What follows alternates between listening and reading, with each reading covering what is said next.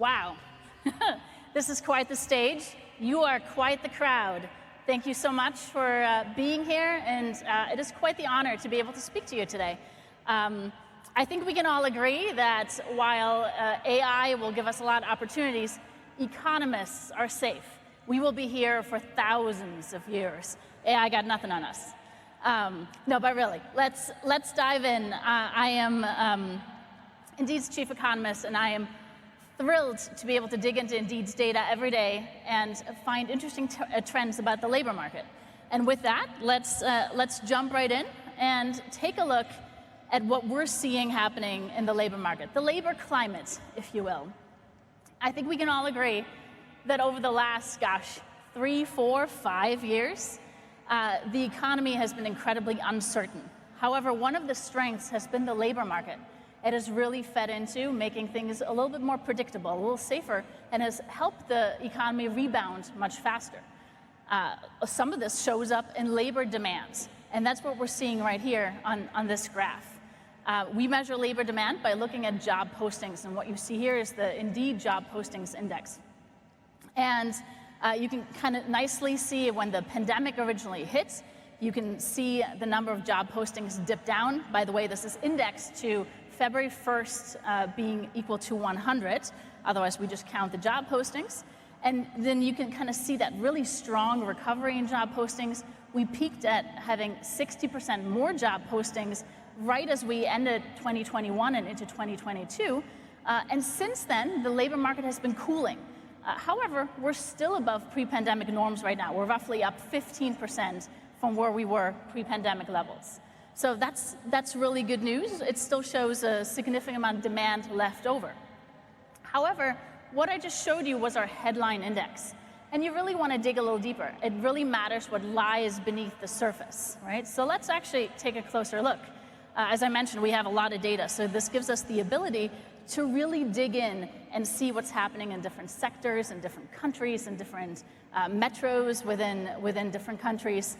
And so right here, we really wanted to take a look at what's going on with in-person sectors. So think a lot of care jobs, healthcare, dental, any of those more hands-on sectors, and they've actually been faring quite well. You can also see the dip down, the comeback, but they haven't come back, or they haven't declined quite as much over the last 2 years as other sectors have. And at this point, still remain roughly 30 to 40% above pre-pandemic levels. However, now flip to office-type jobs. There you really see a different type of behavior. You have that enormous boom that happens, and then a pretty sharp drop-off of those office job sectors. So a lot of these will be remote work. Think HR, marketing, finance, banking, a lot of these jobs. And of course, the really big whopper in here is software development. A lot of overhiring happened, and we saw the headlines that showed up. And then, of course, we've taken quite a bit of a step back in terms of hiring, and they're below pre-pandemic levels in terms of how many job postings we see at this point. So you really want to dig in and see what's happening. Now, the great thing with this data is that we can really see the demand side, which has cooled quite a bit. Take that together with labor supply. If you look at labor force participation rates, they've really increased. A lot of people have re-entered the labor force post-COVID, and all the tools we have to be able to deal with the virus now. And both of those together have meant that wages have also decelerated. So right here, you're looking at the Indeed wage tracker, which is our way of tracking wages over time. And you can see that we've slowed from a whopping 9% right in the beginning of 2022 in terms of annual wage growth, which is really, really strong, all the way down to roughly 3% at this point, which is in line with pre-pandemic trends. So all of that is normalized, which is good news. But the big question mark, I think, for the future is certainly how that will impact the economy going forward. One of the transmission effects between the labor market and the economy was consumption. Particularly in the US, consumption was so strong that it buoyed a lot of economic activity. And as wages or wage growth has declined, there's less money in your pocket to readily spend on goods and services. So that could potentially have an impact on overall consumption. We're already seeing some of that in the data, and that will, of course, then impact overall economic activity as well. So stay tuned to see how that all works out. Now, looking into the future, the gorilla in the room is certainly AI and how it will impact the labor market going forward and the future of work.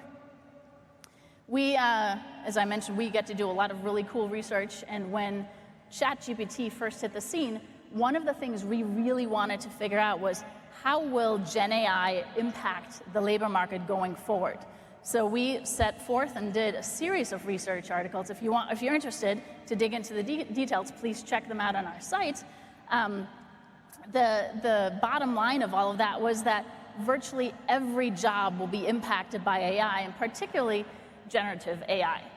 And so it's going to be a lot of change that's going to face us in the future. However, only 1 in 5 jobs out there, the top line on the chart, will actually experience a very large impact, where a lot of skills can actually be readily done by Gen AI or Gen AI tool. Now, for all the talk in AI, I do want to leave you with this final chart before we actually dig into our panel. We hear the headlines. We're all here because we seriously care about the issue. But notice here, if you're looking at the mentions of Gen AI and job postings, you actually see that there's tremendous growth, that hockey stick figure that you can see on the chart. However, make sure you check out that y-axis. We're talking about 0.15% of all job postings on Indeed having some sort of Gen AI mention in them.